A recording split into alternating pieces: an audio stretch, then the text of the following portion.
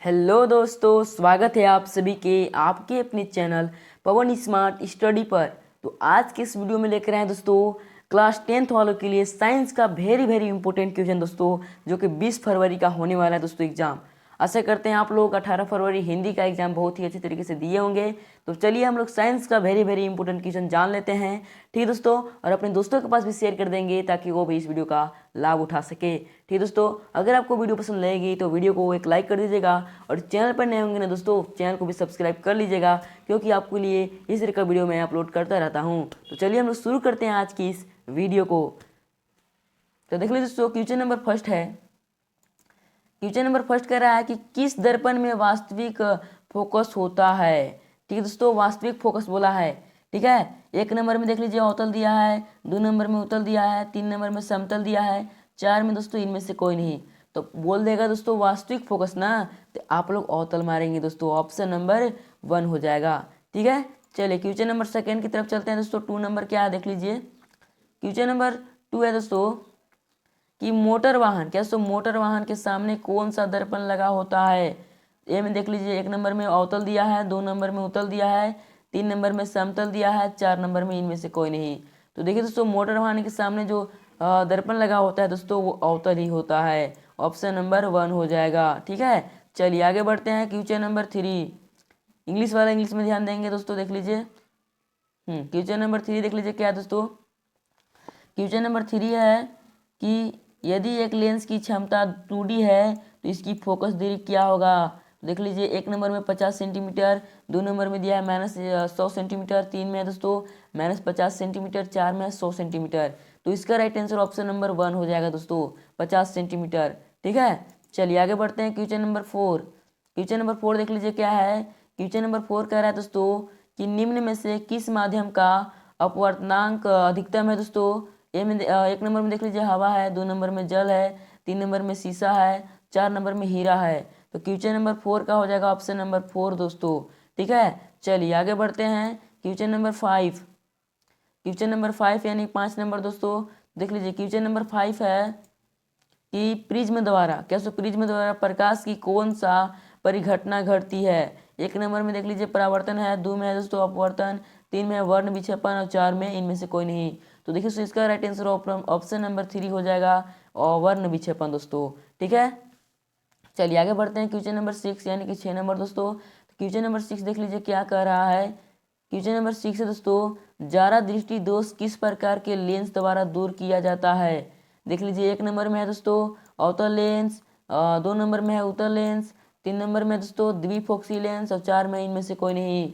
तो देखिए दोस्तों, इसका राइट आंसर ऑप्शन नंबर 3 हो जाएगा। ठीक है, चलिए आगे बढ़ते हैं। क्वेश्चन नंबर 7, क्वेश्चन नंबर 7 देख लीजिए क्या है दोस्तों।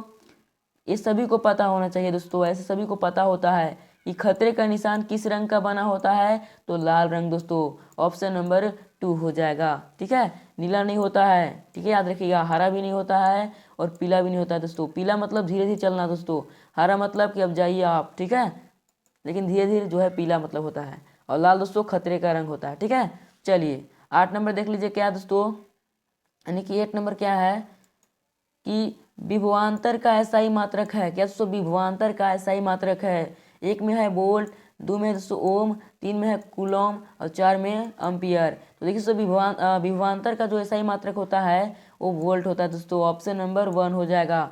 ठीक है, चलिए आगे बढ़ते हैं। क्वेश्चन नंबर 9, क्वेश्चन नंबर 9 है दोस्तों, देख लीजिए। क्वेश्चन नंबर 9 है कि विद्युत परिपथ में धारा की माप के लिए किसका उपयोग किया जाता है। एक नंबर में देख लीजिए वोल्ट मीटर, दो में दोस्तों गैल्वेनोमीटर, और तीन में दोस्तों अमीटर, और चार में इनमें से कोई नहीं। तो इसका राइट आंसर ऑप्शन नंबर 3 हो जाएगा दोस्तों।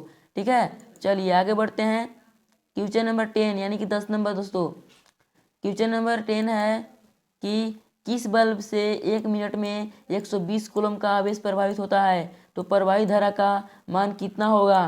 तो एक नंबर में देख लीजिए 1A दिया है, 2 में दिया है 2A, और 3 में दिया है 4A, और 4 में दिया है 3A। तो इसका राइट आंसर ऑप्शन नंबर 2 हो जाएगा दोस्तों। ठीक है, अगर इसको सोल्व करते हैं तो 2A होगा। ठीक है, चलिए आगे बढ़ते हैं। क्वेश्चन नंबर 11, क्वेश्चन नंबर 11 देख लीजिए क्या है दोस्तों। 11 में दोस्तों कि 1 यूनिट विद्युत ऊर्जा का मान है, 1 यूनिट विद्युत ऊर्जा का मान है। एक में है दोस्तों 3.6 गुने 10 के पावर 3 जूल, 2 में दोस्तों 3.6 गुने 10 के पावर 4 जूल, और 3 में दोस्तों 3.6 गुने 10 के पावर 5 जूल, और 4 में दोस्तों 3.6 गुने 10 की पावर 6 जूल। तो देखिए दोस्तों 3.6 तो दो चार ऑप्शन में है, लेकिन दोस्तों पावर 6 होता है। कितना होता है दोस्तों? पावर 6 होता है, यानी कि ऑप्शन नंबर 4 हो जाएगा। ठीक है, क्वेश्चन नंबर 11 का क्या होगा दोस्तों? ऑप्शन नंबर 4 हो जाएगा। चलिए आगे बढ़ते हैं। क्वेश्चन नंबर 12, क्वेश्चन नंबर 12 देख लीजिए क्या है। 12 नंबर में दोस्तों कि विद्युत धारा प्राप्त करने की युक्ति को कहते हैं। ए में एक नंबर में देख लीजिए जनित्र है, 2 में आमीटर है दोस्तों, और 3 में मोटर है, और 4 में गैल्वेनोमीटर है दोस्तों। तो देखिए दोस्तों विद्युत धारा प्राप्त करने के लिए युक्ति को क्या कहते हैं दोस्तों? तो याद रखिएगा जनित्र कहते हैं। क्या कहते हैं? जनित्र कहते हैं दोस्तों। ऑप्शन नंबर 1 हो जाएगा। मोस्ट वीवीआई क्वेश्चन है। चलिए आगे बढ़ते हैं। क्वेश्चन नंबर 13, क्वेश्चन नंबर 13 है कि लघु पतन के समय परिपथ में विद्युत धारा का मान हो जाता है। एक में देख लीजिए बहुत अधिक, 2 में बहुत कम, 3 में शून्य, और 4 में इनमें से कोई नहीं। तो देखिए दोस्तों इसका जो राइट आंसर हो जाएगा ऑप्शन नंबर 1 हो जाएगा, बहुत अधिक। ठीक है, अब देखिए दोस्तों क्वेश्चन नंबर 14 पर चलते हैं हम लोग। क्वेश्चन नंबर 14 देख लीजिए क्या है। 14 है दोस्तों कि नीला लिटमस पेपर किससे लाल हो जाता है दोस्तों? नीला लिटमस पेपर जो है किससे लाल हो जाता है? एक नंबर में अम्ल दिया है, 2 नंबर में लवण दिया है, 3 में क्षार दिया है, और 4 में इनमें से कोई नहीं। तो क्वेश्चन नंबर 14 का ऑप्शन नंबर 1 हो जाएगा दोस्तों, अम्ल से। नीला लिटमस पेपर पर अगर हम अम्ल डालेंगे तो लाल हो जाता है दोस्तों, याद रखिएगा आप लोग। ठीक है, चलिए क्वेश्चन नंबर 15 चलते हैं दोस्तों। क्वेश्चन नंबर 15 देख लीजिए क्या है कि निम्न में कौन क्षार है? तो ए में देख लीजिए एक नंबर में क्या है CH3COH। ठीक है, 2 में दोस्तों HNO3। ठीक है, 3 में है NaCl, और 4 में NaOH। तो देखिए दोस्तों क्षार पूछा है ना, तो क्वेश्चन नंबर 15 का ऑप्शन नंबर 4 हो जाएगा। ठीक है, चलिए आगे बढ़ते हैं हम लोग। क्वेश्चन नंबर 16 याद रख लीजिए दोस्तों, क्षार है, बाकी सब क्या दोस्तों? बाकी सब अम्ल है, याद रखिएगा। ठीक है, चलिए आगे बढ़ते हैं हम लोग। क्वेश्चन नंबर 16, क्वेश्चन नंबर 16 देख लीजिए क्या है कि जिप्सम का रासायनिक सूत्र देख लीजिए। मोस्ट वीवीआई क्वेश्चन है, ये वीवीआई क्वेश्चन है दोस्तों, ये पूछा गया क्वेश्चन है। ठीक है, याद रखिएगा आप लोग। तो देख लीजिए इसका आंसर क्या हो जाएगा। आंसर आपको ऐसे ही बता दे रहे हैं, ऑप्शन नंबर 2 हो जाएगा। क्या दोस्तों? ऑप्शन नंबर 2 हो जाएगा। आप लोग देख लेंगे दोस्तों, यही आंसर है। ठीक है, चलिए आगे बढ़ते हैं हम लोग। क्वेश्चन नंबर 17, क्वेश्चन नंबर 17 देख लीजिए क्या है दोस्तों। 17 में है कि समीकरण इतना उष्मा अगर डालेंगे इतना में अगर तो ई प्राप्त होता है, तो में किस प्रकार की अभिक्रिया दोस्तों? अगर CaCO3 है, अगर उष्मा इसमें जाएगा इस तरह से तो CO हो जाएगा प्लस CO2 हो जाएगा दोस्तों। ठीक है, तो क्या अभिक्रिया दोस्तों? एक नंबर में संयोजन दिया है, 2 में दिया है वियोजन, 3 में विस्थापन दिया है, 4 में इनमें से कोई नहीं। तो क्वेश्चन नंबर 17 का 2 हो जाएगा दोस्तों, वियोजन। कैसे? वियोजन हो जाएगा। ठीक है, चलिए आगे बढ़ते हैं। क्वेश्चन नंबर 18 नंबर में देख लीजिए क्या दोस्तों। 18 में है कि जल के विद्युत अपघटन में कैथोड पर कौन सी गैस मुक्त होती है? एक नंबर में देख लीजिए क्या है H2 दिया है, 2 में O2 दिया है, 3 में O3 दिया है, 4 में N2 दिया है। तो देखिए दोस्तों क्वेश्चन नंबर 18 का जो राइट आंसर हो जाएगा ऑप्शन नंबर 1 हो जाएगा दोस्तों। ठीक है, चलिए आगे बढ़ते हैं। क्वेश्चन नंबर 19 नंबर में देख लीजिए क्या है दोस्तों। 19 में है कि उपचयन अपचयन। ठीक है, उपचयन और अपचयन अभिक्रिया का दूसरा नाम क्या है? ये दोनों अभिक्रिया का क्या नाम है? दूसरा नाम दोस्तों जो है उपचयन और अपचयन है। एक नंबर में देख लीजिए संक्षारण दिया है, 2 नंबर में विकृत गंधिता दिया है, 3 में दिया है रेडॉक्स, और 4 में दिया इनमें से कोई नहीं। तो इसका आंसर हो जाएगा ऑप्शन नंबर 3 दोस्तों, रेडॉक्स। ठीक है, चलिए आगे बढ़ते हैं। क्वेश्चन नंबर 20 दोस्तों। क्वेश्चन नंबर 20 देख लीजिए क्या है। 20 नंबर में है दोस्तों कि निम्न में विद्युत का सर्वोत्तम चालक है। विद्युत का सर्वोत्तम चालक एक में है Cu दिया है, 2 में Fe दिया है, 3 में L दिया है, 4 में Zn दिया है। तो देखिए दोस्तों क्वेश्चन नंबर 20 का जो हो जाएगा ऑप्शन नंबर 1 हो जाएगा दोस्तों, Cu। ठीक है, चलिए आगे बढ़ते हैं हम लोग। क्वेश्चन नंबर 21 देख लीजिए क्या है दोस्तों। गंधक एक है, सभी को पता है दोस्तों गंधक क्या है, तो गंधक एक अधातु है। कैसे? गंधक एक अधातु है दोस्तों, याद रख लीजिए आप लोग। चलिए, यानी कि नॉन मेटल इसको इंग्लिश में बोलते हैं। ठीक है, सल्फर इज, तो गंधक को इंग्लिश में क्या बोलते हैं? सल्फर बोलते हैं। सल्फर इज नॉन मेटल, याद रखिएगा आप लोग। ठीक है, चलिए आगे बढ़ते हैं हम लोग। क्वेश्चन नंबर 22 22 देख लीजिए क्या है। 22 नंबर में है दोस्तों कि शीशा, कैसे शीशा और टीन की मिश्र धातु को कहते हैं। एक नंबर में देख लीजिए सोल्डर दिया है, 2 में स्टील दिया है और 3 में गन मेटल दिया है, ठीक है, और 4 में उपधातु दिया है। तो क्वेश्चन नंबर 22 का हो जाएगा ऑप्शन नंबर 1 दोस्तों, सोल्डर, ठीक है। चलिए आगे बढ़ते हैं। क्वेश्चन नंबर 23 देख लीजिए क्या है दोस्तों। 23 है कि CnH2n +2 किसका सामान्य सूत्र है। एक नंबर में देख लीजिए एल्केन दिया है, 2 में एल्किन दिया है और 3 में देखिए दोस्तों क्या है, एल्काइन दिया है, ये 2 में था, और 4 में देख लीजिए इनमें से कोई नहीं। देखिए तो इसका जो राइट आंसर हो जाएगा ऑप्शन नंबर 1 ही हो जाएगा, एल्केन, ठीक है। देख लीजिए बिगाड़ के दिया है दोस्तों, एल्किन दिया है, एल्काइन दिया है, तो आप लोग ध्यान देंगे दोस्तों एल्केन होता है, क्या दोस्तों, एल्केन होता है, ठीक है। चलिए आगे बढ़ते हैं। क्वेश्चन नंबर 24 देख लीजिए क्या है। 24 नंबर में दोस्तों कि एल्डिहाइड का पर्यायक्रम समूह है। तो एक नंबर में देख लीजिए -OH दिया है, फिर दिया है -CHO, फिर बराबर CO दिया है, फिर COOH दिया है दोस्तों, देख लेंगे आप लोग, ठीक है। तो इस तरह का क्वेश्चन देगा दोस्तों, तो क्या आप लोग को आंसर मारना है, तो ऑप्शन नंबर 2 हो जाएगा दोस्तों, इसका क्या हो जाएगा, ऑप्शन नंबर 2 हो जाएगा, ठीक है। चलिए आगे बढ़ते हैं। क्वेश्चन नंबर 25 देख लीजिए क्या है दोस्तों। एथेनॉल सोडियम से अभिक्रिया कर कौन सा गैस बनता है। एक में H2 दिया है, 2 में O2 दिया है, 3 में N2 दिया है और 4 में CO2 दिया है। तो देखिए दोस्तों क्वेश्चन नंबर 25 का 1 नंबर हो जाएगा दोस्तों, H2, ठीक है। चलिए आगे बढ़ते हैं। क्वेश्चन नंबर 26 देख लीजिए क्या है दोस्तों। 26 है कि आधुनिक आवर्त सारणी के में आवर्तों की संख्या है दोस्तों, तो आप लोग याद रख लेंगे दोस्तों कितना है, तो 7 ही है दोस्तों, कितना है, 7 है, ठीक है। चलिए आगे बढ़ते हैं हम लोग। क्वेश्चन नंबर 27 देख लीजिए क्या है दोस्तों। 27 आ गया, देख लीजिए क्या है कि स्वपोषी पोषण के लिए आवश्यक है, ठीक है। एक में देख लीजिए CO2 तथा जल, 2 में क्लोरोफिल और 3 में सूर्य का प्रकाश, 4 में इनमें से सभी। तो देखिए तो इसका जो राइट आंसर हो जाएगा ऑप्शन नंबर 4 हो जाएगा, इनमें से सभी, क्लोरोफिल भी चाहिए, CO2 तथा जल भी चाहिए, ठीक है, और सूर्य का प्रकाश भी चाहिए दोस्तों, ठीक है, स्वपोषी पोषण के लिए, ठीक है। चलिए आगे बढ़ते हैं। क्वेश्चन नंबर 28 देख लीजिए क्या है दोस्तों। जठर, क्या सो जठर ग्रंथियाँ पाई जाती है, ठीक है, जठर ग्रंथियाँ पाई जाती है। एक में अमाशय दिया है, 2 में फेफड़े, ठीक है, 3 में यकृत और 4 ग्रहणी में, ठीक है। तो इसका जो राइट आंसर हो जाएगा दोस्तों ऑप्शन नंबर 1 हो जाएगा, जठरस अमाशय में पाया जाता है दोस्तों, याद रखिएगा आप लोग, ठीक है। चलिए आगे बढ़ते हैं हम लोग। क्वेश्चन नंबर 29 देख लीजिए क्या है दोस्तों।